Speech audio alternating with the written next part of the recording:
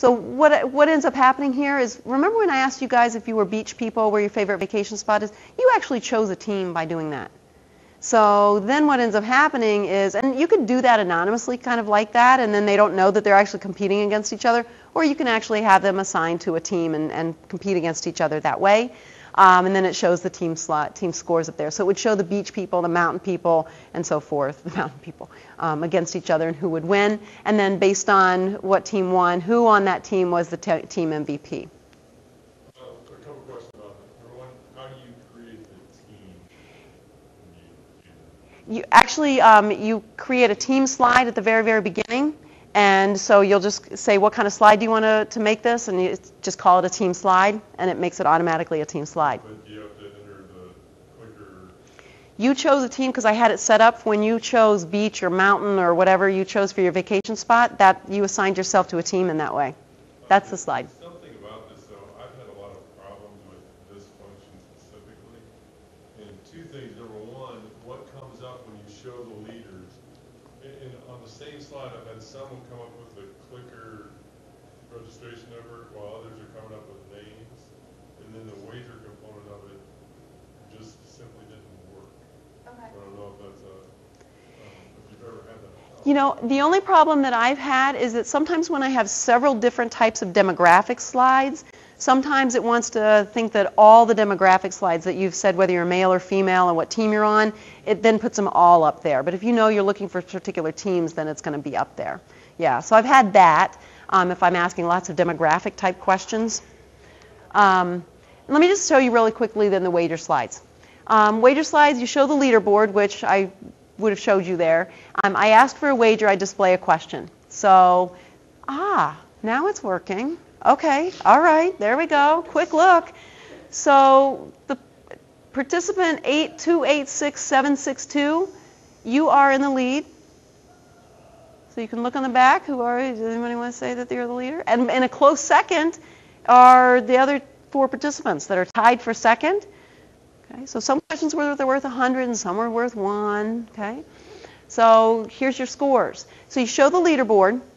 And then the students know exactly where they stand. And then you ask them this question: how much are you willing to wager of your current points on this next question? It's like Final Jeopardy. So how much are you willing to wager? So you know kind of where you stand. Go ahead. How much are you going to wager? Are you risky or are you not? Are you conservative? All right, here we go. Here's the next question. By the way, this doesn't display. Okay, so nobody knows exactly how people did. Here's your last question. H.R. Haldeman and Ron Ziegler helped plan the Watergate burglary for President Nixon. For whom did they both work when they were younger?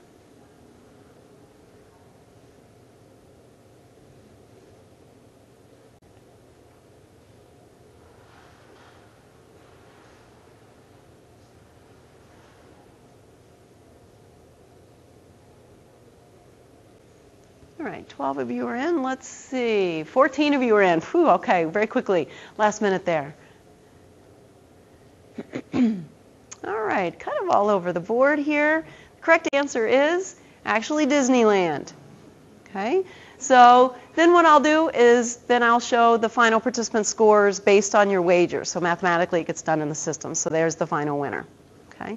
I have used this actually in a classroom when we're doing a review for an exam, and the kids and the students get kind of a kick out of it. Okay.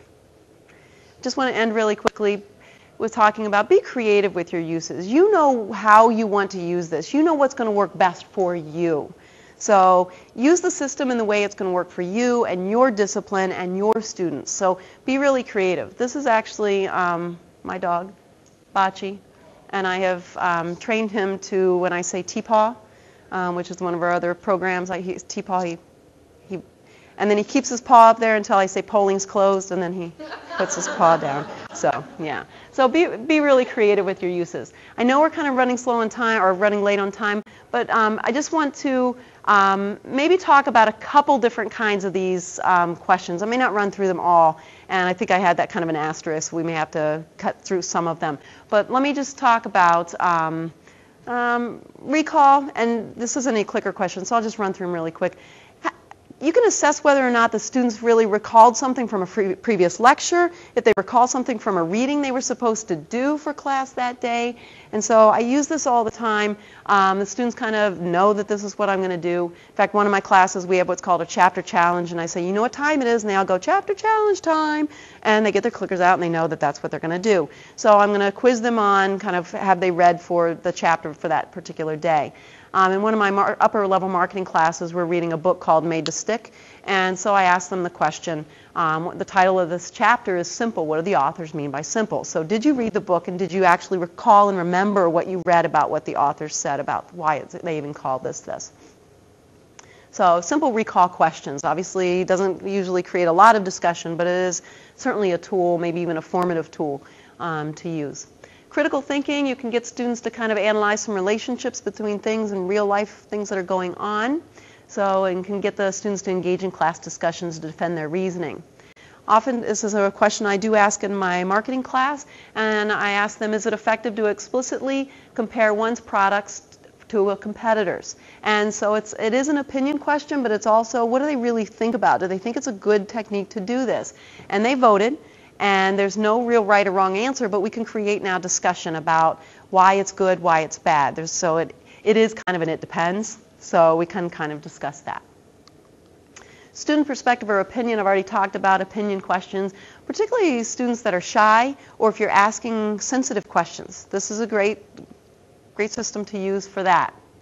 After in January or February, after the Super Bowl, I always bring in some ads. I show them the ads, and then I ask the students to rate the third quarter Super Bowl ads that I showed them. You know, what did you think about them? E-Trade Baby always wins.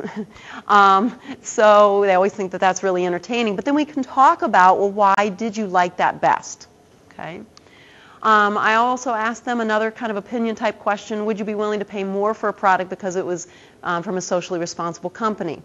Most of the students right now say no, they wouldn't be willing to pay more, but I do have a previous question to this is, would you buy from a company that was socially responsible? Their answer is always mostly yes, but would you pay more for? At their time in their life, no, not right now, but when I graduate and I'm making 250 grand, sure, then they will.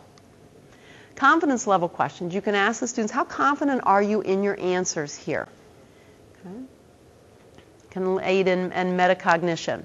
So how confident were you in answering the previous question? Ask them. Okay. The cat looks pretty confident, walking by the dogs. Okay. I've also asked this question. I talk about reach and frequency in my advertising section. And so can they perform this formula? Do they remember the formula? Can they do this? And how confident were they in their decisions? So they think it's true, but were they really confident that it was true? So you can actually do it that way as well. You can also ask some monitoring questions. You can kind of gauge where the students are. So some different kinds of questions that you can ask. Have you met with your group yet? Yes, no, we haven't figured out a time, etc. So it gives you a little bit of information of have they met as a group. Oh, some of you, sorry, I didn't know that this was set up actually as a real, don't answer because you guys obviously haven't, you're not a group. How prepared are you for Monday's test? Making good progress, ready to go? What test? Probably the students that answer what test, I'm probably going to either contact after class and say, look, maybe you were just being funny, and if you were, good sense of humor, I like it. But if you really didn't know that we had a test on Monday, we need to talk about this, okay? So I can follow up and monitor on that. Some other, just really quickly, some things you can ask monitoring. Did you complete today's reading assignment? How many hours did you spend on the homework assignment? This is actually a really good question because if I've assigned a homework question and I was anticipating they'd spend about 20 to 30 minutes on it and some of them said 5 minutes or that comes out to be 4 hours, then I may need to alter the homework assignment in some way, make it more difficult, make it less difficult, whatever the case might be. Should we use today's remaining time too? And then this last thing, if you're teaching a major, large section and you're trying to come up with a review time, you know how difficult that is. You can do this. Ask this question. Is Monday night at 8 o'clock, which one of these times is best? Majority rule, here is when we're going to meet. And then I just want to show you really quickly, last thing I have actually done in the classroom is I've put together a classroom experiment. I teach what's called consumer behavior, and one of the things we talk about is the isolation effect. And so the isolation effect basically in a nutshell is when things are presented by themselves, they may not look as attractive, but when you put them next to something that's less attractive, all of a sudden it becomes more attractive. So that's the isolation effect. Now, rather than just kind of explaining that to my students and them going, yeah, okay, yeah, great, or maybe even giving them an example, they're like, yeah, great, I actually have them participate in an experiment. So I put this experiment together. I found a before and after picture online. Here's the after picture of this young lady. And I asked the students, I had one group of students, I said, how do you rate her?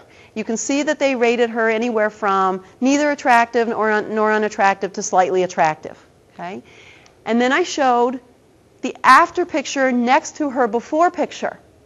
And I asked another group of students, not the same group, another group of students, and noticed that now she became even more attractive. So, and then I showed the comparative link slide. And now the students are like, oh, now I see how that works.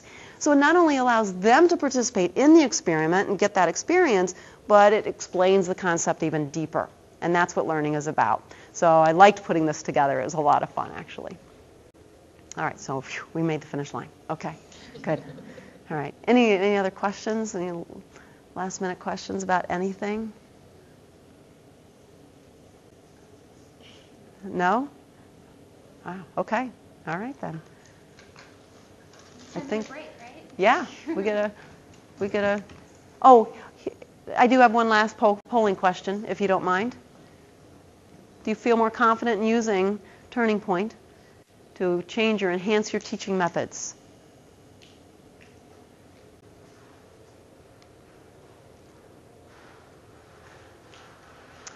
Very good. Thank you very much.